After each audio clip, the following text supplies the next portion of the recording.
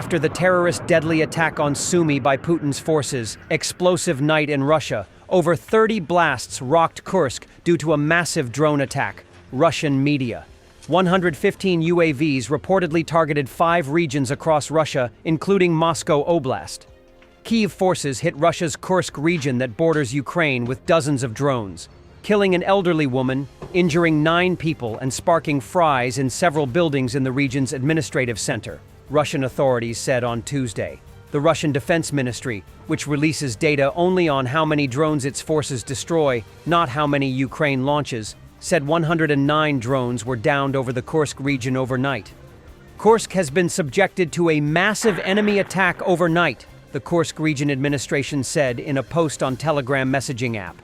Unfortunately, an 85-year-old woman died. A multi-story apartment building was damaged in result of the drone attack, with several flats catching fire, acting mayor of Kursk, Sergei Kotlyarov said on Telegram. Residents have been evacuated to a nearby school, he added. The region's administration posted photos of a multi-story apartment building with blown-out windows and fire damage to the facade. Drones also hit an ambulance garage, damaging 11 cars, it said. Перекончен еще один нахуй. Пизда. Ебанулся. Союзный пиздец, короче. Ukrainian forces hold the line on the Zaporizhzhia front. During recent battles, the 44th Artillery Brigade destroyed a Russian mortar crew, 3 vehicles, and 2 MSTAB howitzers. As of mid-April 2025, the Zaporizhzhia front remains a focal point in Russia's ongoing spring offensive against Ukraine. Ukrainian forces have successfully repelled a large-scale Russian assault in the region, destroying 3 armored vehicles during the engagement. This defense underscores the resilience of Ukrainian troops amidst intensified Russian military activities.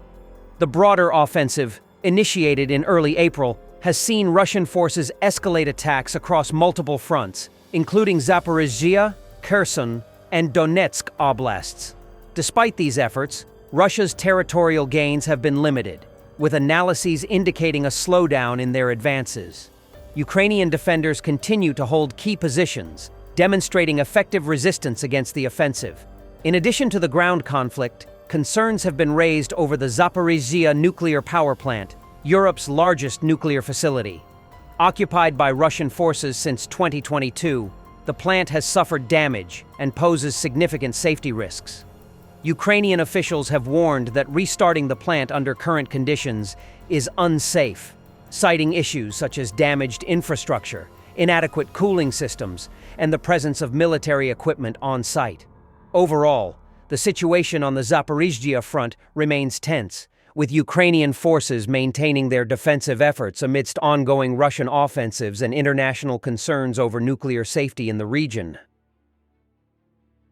The air defense system that Russia inherited from the USSR is reported to be severely undermanned and under-equipped, despite the Kremlin's efforts to renovate it. Post-Soviet cutbacks have left it unable to counter Ukrainian drone attacks. The VCHK OGPU Telegram channel, which is continuing to publish despite Telegram handing its original channel over to a Putin crony, reports on the parlous state of Russian air defenses. Coincidentally, yesterday, Russia celebrated Air Defense Day. The Soviet Union had more than 250 regiments of specialist air defense radio technical units guarding its airspace along the borders. Only a few now remain.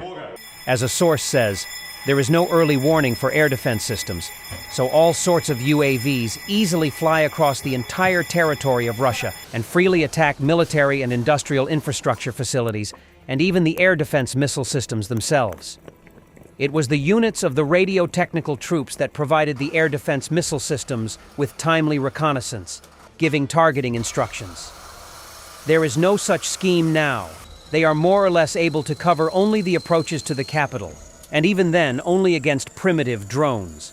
The Kremlin is reported to be trying to recreate the Soviet-era air defenses, but as VCHK-OGPU comments, the entire industrial complex that produced radio technical control equipment has been completely lost, as well as the human resource. Now there is no money, enterprises, and most importantly, people who could produce all this. Against this background, the Almaz Ante concern receives huge amounts of money to create a drone flight control system over Russian territory. It must be understood that all of Ante's enterprises and design bureaus are focused on producing means of fire destruction of flying aerodynamic and ballistic targets. All the information algorithms for such combat work were created back in the Soviet Union, taking into account the realities of that time and in research institutes that no longer actually exist. At the moment, the Ante concern simply does not have the scientific potential to create such a system. They will master the budget money, make several bright presentations, and everything will work on paper, says our anonymous source. The only more or less practical anti-UAV system, Pantsir, which was created in the 90s with money from sponsors from Arab countries and was borrowed from Western models, is not produced at the enterprises of the Ante concern. Not everything is in order with the missile attack warning system and the space control system. According to our sources, in 2023 alone, the domestic MAWs gave more than 7 serious false alarms due to failures in the hardware and computing complex. This has never happened before in the work of the domestic MAWs. It's possible that the reported failures are the result of corruption in the maintenance regime of the MAWs. Such problems are reported to have affected the long-range missile defense system. The SKKP has reportedly had reliability problems due to a scam in which cheap and unreliable foreign components were substituted for military standard items.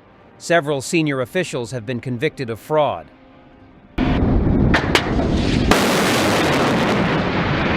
The Chinese captured last week stated at a press conference that they hope for China's assistance in a prisoner exchange.